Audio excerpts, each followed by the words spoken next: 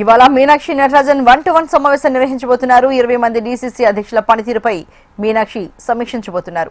నిన్న 19 మంది డీసీసీలతో 1-to-1 నిర్వహించిన మీనాక్షి రేపు మంత్రులతో విడివిడిగా భేటీ కాబోతున్నారు. మరి దేశకు సంబంధించి మరింత తాజా సమాచారాన్ని మా ప్రతినిధి ప్రేమ్ అందిస్తారు. ప్రేమ్, మరి మీనాక్షి నటరాజన్ ఇవాళ 1-to-1 సమావేశం నిర్వహించబోతున్నారు కదా, డీటెయిల్స్ చెప్పండి. మీరన్నట్టుగా మరికొద్ది సేపట్లో గాంధీ భవన్ లో మీ ఇన్ఛార్జ్ మీనాక్షి నటరాజన్ డీసీసీలతో సమావేశించారు. దాంట్లో ప్రధానంగా ఇప్పటికే 20 మందికి పైగా డీసీసీలను 1-to-1 గా వారి ఆయా జిల్లాల్లో కానీ లేకపోతే నియోజకవర్గాల్లో ఉన్నటువంటి సమస్యలు కానీ లేకపోతే నేతల సహకారాలు ఏ విధంగా ఉన్నాయి, ఎట్లా ఉన్నాయి, తాజా రాజకీయ పరిస్థితులు ఏ విధంగా ఉన్నాయి, దాంతో పాటుగా ప్రస్తుతం ప్రభుత్వం అమలు చేస్తున్నటువంటి అభివృద్ధి కార్యక్రమాల విషయంలో కానీ లేకపోతే ఎట్లా నెక్స్ట్ ఎన్నికలే టార్గెట్ గా పెట్టుకొని ఒకవేళ ఆయా డీసీసీల పరిధిలో మున్సిపల్ ఎన్నికలు ఉంటేనేమో అక్కడ నెక్స్ట్ వచ్చేటువంటి ఎన్నికల్లో ఎట్లా ముందుకు వెళ్ళాలి, ఏం చేయాలనే దానిపై కూడా వారి దగ్గర నుంచి ఫీడ్బ్యాక్ తీసుకున్నట్టుగా తెలుస్తుంది. మరొక వైపు డీసీసీలను నియమించిన తర్వాత పూర్తి స్థాయిలో డీసీసీలకు సంబంధించినటువంటి పనితీరు ఇప్పటికే వారు ఒక రిపోర్ట్ తెప్పించుకున్నారు.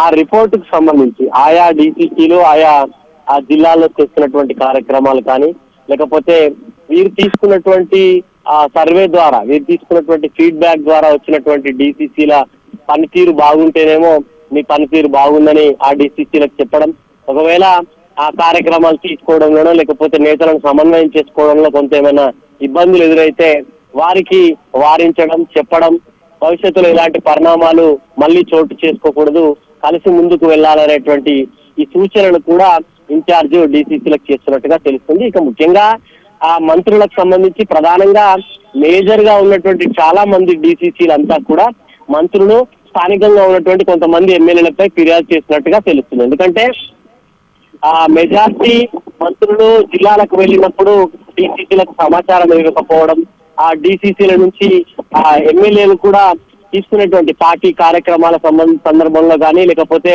ఆ పార్టీ నియామకాలు మండలం లేకపోతే గ్రామాలకు సంబంధించినటువంటి నియోజకవర్గ పరిధిలో ఉన్నటువంటి పోస్టుల విషయంలో కూడా ఎమ్మెల్యేలు కొన్ని చోట్ల ఎంటర్ అవుతున్నారు, కొన్ని చోట్ల పార్టీ డిస్టర్బ్ చేసే ప్రయత్నం చేస్తున్నారని చెప్పేసి కూడా ఇట్లా కొంతమంది నిన్న ఎమ్మెల్యేలు డీసీసీలు ఎమ్మెల్యేలపై మంత్రులపై ఫిర్యాదు చేసినట్టుగా తెలుస్తుంది. అయితే ఈ రోజు జరిగేటువంటి డీసీసీలో కూడా చూడాలి మరి ఇంకా ఎవరెవరికి ఇంకా మిగిలిపోయినటువంటి రంగారెడ్డి విషయంలో కూడా, ఎందుకంటే ఈ కార్పొరేషన్ ల ఎంపిక పూర్తయిన తర్వాత R&D డీసీసీల సంగతి కూడా తెలుస్తామని గతంలోనే చెప్పారు.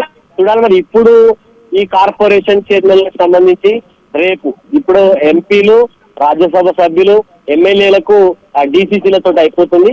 ఇక అయిపోయిన తదనంతరం రేపు మంత్రులతో 1-to-1 ఏ మంత్రులకు కొంత గ్యాప్ ఉన్నటువంటి పరిస్థితులు కానీ లేకపోతే నియోజకవర్గాల్లో డీసీసీలు ఎమ్మెల్యేలు ఇచ్చినటువంటి ఫిర్యాదులన్నింటినీ కూడా మంత్రులతో చర్చించి భవిష్యత్తులో ఇట్లాంటి పరిణామాలు ఎదురు కాకుండా చూసుకోవాల్సినటువంటి బాధ్యత మంత్రులపై ఉంచే అవకాశం ఉన్నట్టుగా కూడా తెలుస్తుంది. ప్రధానంగా సర్ ప్రక్రియ విషయంలో ప్రతి ఒక్క డీసీసీని కూడా ఫీడ్బ్యాక్ తీసుకుంటున్నట్టుగా కూడా సమాచారం అయితే అందుతుంది. అర్చన, చూడాలి మరి ఈ రోజు ఈ సమావేశం ముగిసిన వెంటనే రేపు మంత్రులతో అయితే 1-to-1 కూడా ఉండబోతుంది. Archana. Right Prem, thank you so much.